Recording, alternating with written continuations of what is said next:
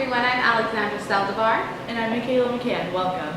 Welcome to MTV's Music Appreciation Week, where we're actually at Fresno State talking about the West Coast Cool Jazz. Now this started in I think the 1950s era, so let's take a look back and see where it all began. So we actually have somebody who's going to talk to us about West Coast Cool Jazz and just how it sets apart from the rest. Welcome, Miss Mulligan. Hi everyone. Hello. How are you doing? I'm doing great. How are you guys? Pretty good. We really appreciate you taking time out of your busy schedule and touring with your husband to come talk to us. Anything for music. Right? Okay, so can you give us a little insight into this wild world of West Coast Cool Jazz? Well, I would say West Coast Jazz is actually more of a subgenre of cool jazz. It's less frantic than bebop and hard rock. It's a bit more calmer, mellower with blended harmonies. Also, more lyrical. Broadly speaking, more interested in composition than improvisation. So I know that the 1950s had the whole big band era thing. Was this a big band thing, or was this a couple of guys in the garage playing?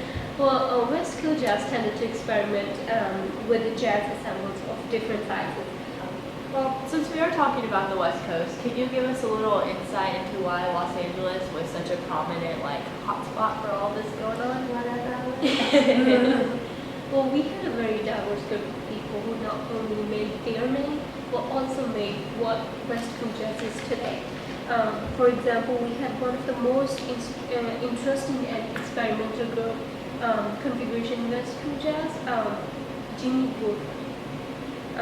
We had people like Shorty Roger, who like a lot of West Coast Jazz musicians did a composing and arrangements, recording for television industry. Okay, so is this where we get a lot of our sitcom and cartoon theme songs coming from? Yeah. And if I remember correctly, I kind of heard that Los Angeles was the prominent scene for clubbing for these jazz musicians. Oh, you know. You actually were hit very on point. I think that's exactly what they did, the television recording. Well,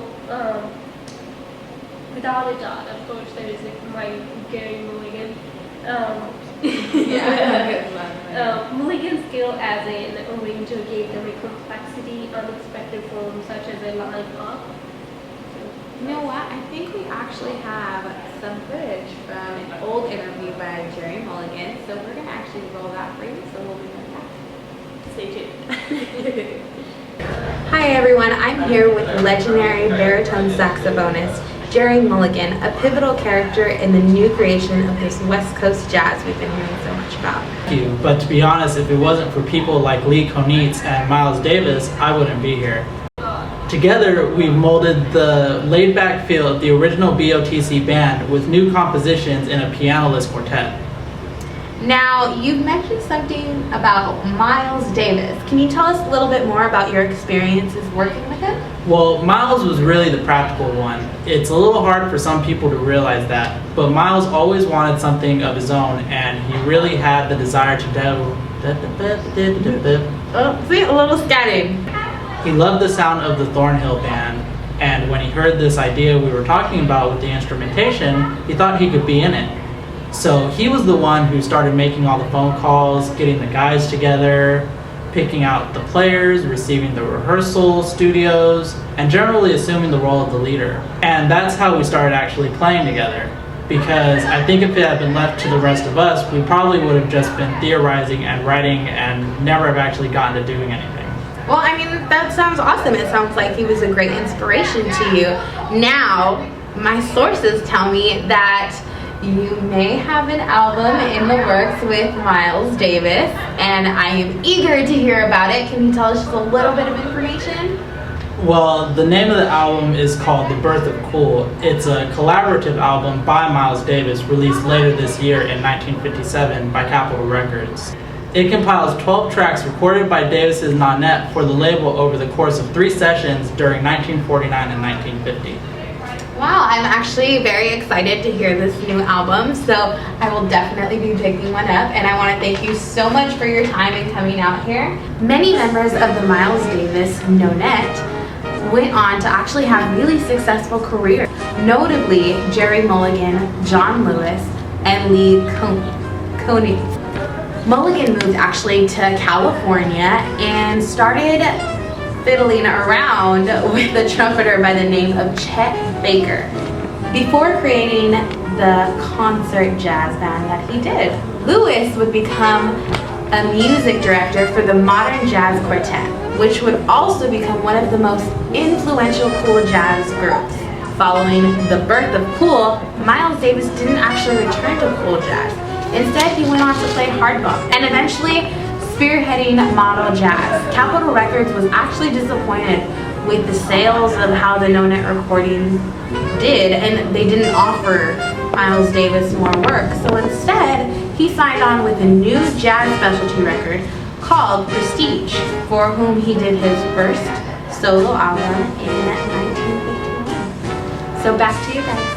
Wow, Alex, that reporter kind of had an uncanny resemblance to you, don't you think? I don't know what you're talking about. It was a great interview. Okay. Great. Well, unfortunately, the home of my Dodgers was not the only thriving town during this little time period with West Coast cool jazz. We also see it rising in the home of the Giants in San Fran. So can you give us a little rundown on how San Francisco was also such a prominent city? Well, in 1950s, many musicians was moving to Los Angeles, but at the same time, San Francisco was also a happening place for the West Coast jazz. We have the main example is the Dave Brubeck. That's the best example we can give. Well, I mean, I'm not really very knowledgeable in 1950s, but what was so different? What was so pivotal about Dave Brubeck? Well, Jay Brubeck was born in that area. When we have also another saxophonist from that area, Paul Druman. Sorry, Paul Desmond. Together they formed Dave Brubeck Quartet and collaborated and made the most lyrical and popular jazz to this day. So what was it that allowed Paul Desmond and Dave Brubeck and their quartet that they made? What made them hit that level of fame? What set them apart? Well, something that Brubeck did was very cool. He played on college campuses. Hey, what up, Fresno State? Yeah, well, he had a very different crowd, very interesting crowd. Also, another thing that set Brubeck and Desmond apart from other musicians was their recording of jazz at Oberlin. Oh yeah, very well known, still today. Yeah, well, it included the quartet from earliest and their finest live recording of, well, in my opinion, finest. Well, in their version of Stardust, no one ever plays the melody. Two of them explore it with improvisation, creating a very beautiful piece of work. That makes me want to see them. I bet those concerts are actually pretty good. Yeah. Well, I want to take a minute now and say thank you so much for being one of our lovely guest speakers. We had such a fun time learning about West Coast jazz. Thank you. Yeah, for thank you having so me. much. We really appreciate it. So jazz is still really thriving today. It's people like Dave Brubeck and Paul Desmond and their quartet, as well as Gary Mulligan, that really paved the way for many of the artists and music that we know and love today. So if it wasn't for them, who knows where we'd still be. Exactly. Well, unfortunately, we're kind of out of time right now, but we will be back with our next segment on Hard Bop. But we have a little bit of a surprise for you guys. Some lovely band members at Fresno State have graciously given up their time to sing us a little jazz duet and just have a good time.